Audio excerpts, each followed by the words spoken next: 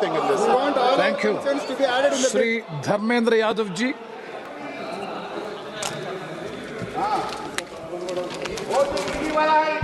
धन्यवाद सभापति जी। मैं अपनी पार्टी समाजवादी पार्टी अपने नेता आदरणीय अखिलेश यादव। एक सेकंड बैठे Ramesh ji he has made a personal observation. I will 1 second. He has made a personal allegation against you. I have already ruled that will not be on the record. A matter which is not on record, why should you counter? And also he has also withdrawn it. Please, no need of a personal explanation because that is unfair. The chair has already ruled and he has also withdrawn. So there is no need of any explanation, a matter which is not on record. Yes, Dharmendra Yadav ji. अच्छा, बहुत बहुत धन्यवाद सभापति जी।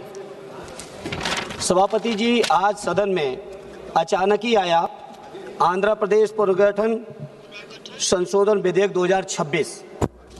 यद्यपि बेहतर होता पहले से नोटिफाइड होता तो और व्यापक चिंतन करने का भी समय होता, मौका होता, लेकिन ये जिस रूप में भी बिल आया, मैं अपने नेता आदरणीय अखिलेश यादव जी और अपनी पार्टी की ओर से इस बिल का समर्थन करता हूं। सभापति जी, समर्थन तो करता हूं, लेकिन समर्थन के साथ साथ कुछ सवाल हैं।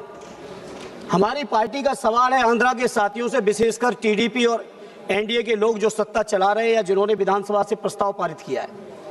बहुत स्वाभाविक तौर पर आंध्र प्रदेश का सबसे बड़ा शहर विशाखापट्टनम स्वाभाविक राजधानी के तौर पर डेवलप हो रहा था, और अगर उस स्वाभाविक राजधानी को आपने स्वीकार किया होता तो आज जो बहुत सारी चर्चा चल रही कि इतनी जमीन की जरूरत पड़ रही है, इतने खर्चे की जरूरत पड़ रही है, इतने लाख करोड़ इन्वेस्टमेंट की जरूरत है, अगर आंध्रा के साथियों ने, वहां की सरकार ने ये फैसला लिया होता तो आज ना तो इतनी किसानों की जमीन की जरूरत पड़ती, न इतना पैसा खर्च करने की जरूरत पड़ती जो कर्ज लेके आपको लेना पड़ रहा है, शायद नहीं पड़ती। अगर देश का हर राज्य विकसित हो, और स्वाभाविक है राज्य की व्यवस्था चलाने के लिए बिना स्थायी राजधानी के कोई व्यवस्था चल नहीं सकती, इसलिए देर से ही सही एक स्थायी राजधानी की जो पहल की है उसका हम अपनी पार्टी की ओर से पूरा का पूरा समर्थन करते हैं। सभापति जी, जहां हम समर्थन करते हैं वहीं सवाल बहुत गंभीर हैं।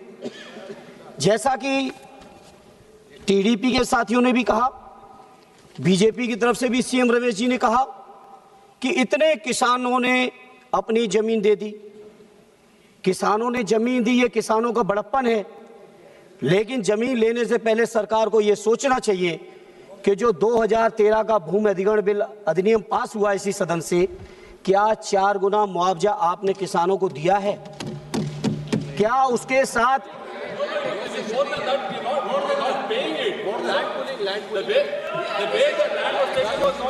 मुआवजा दिया? एक अगर दिया है अच्छी बात है, हम आंध्रा के किसानों के हितों की बात कर रहे हैं। मुआवजा किसानों को पूरा मिले, उसके साथ साथ जो रहने की जो कंडीशन है प्लॉट मिलने की वो पूरा मिले। ये हमारी लैंड पुलिंग तो बड़े लोग करते हैं, किसानों को क्या मिल जाएगा हम भी जानते हैं।